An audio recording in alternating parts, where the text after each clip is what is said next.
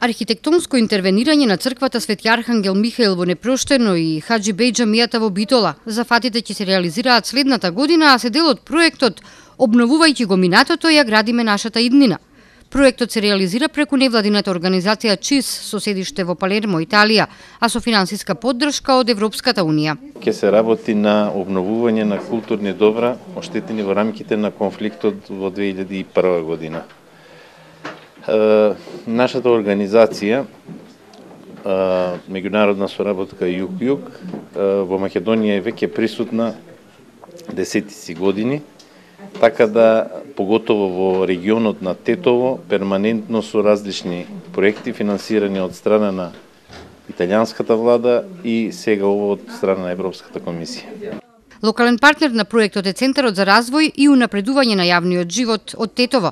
Тие беа домаќини на првата работилница на која учествуваа представници од Непроштено, Македонската православна црква, образовните и културните институции, невладиниот сектор, музеот на Тетовскиот крај, медиумите. Денеска присуствувате на првиот координативен состанок кој што го држуваме заедно со невладината организација од Италија, Кооперационен институционален суд.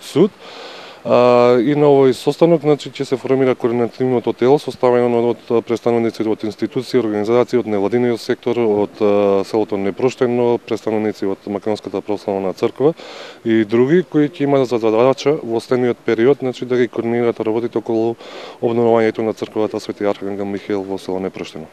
За значењето на мултикултурниот диалог, културното наследство и европските вредности говореше професор Елеонора Петрова Митевска.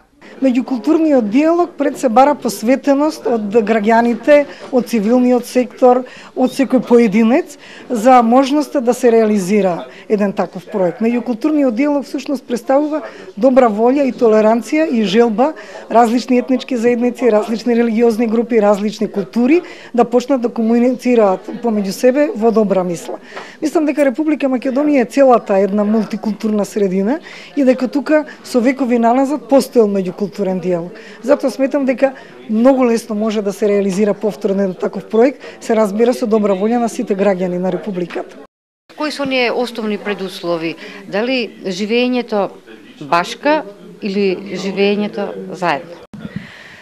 Тоа е една старинска формула башка и барабар, кога граѓаните од различни мала, од различни етнички, од различни исповести живееле едни покрај други, значи живееле башка, меѓутоа во исто време живееле и барабар или заедно, со тоа што си помагале на соседите, живееле заедно со соседите, заедно го граделе општеството во кое што се живеело, така што на таква формула башка и барабар од минатото лесно може да биде применета и сега. Се разбира, ние сега живееме во едно покомплексно општество, меѓутоа културните вредности останале исти во тие рамки, така што можеме да придонесеме во градењето на свеста дека толеранцијата, соживотот, достоинството и еднаквоста на граѓаните може да помогне во диалогот.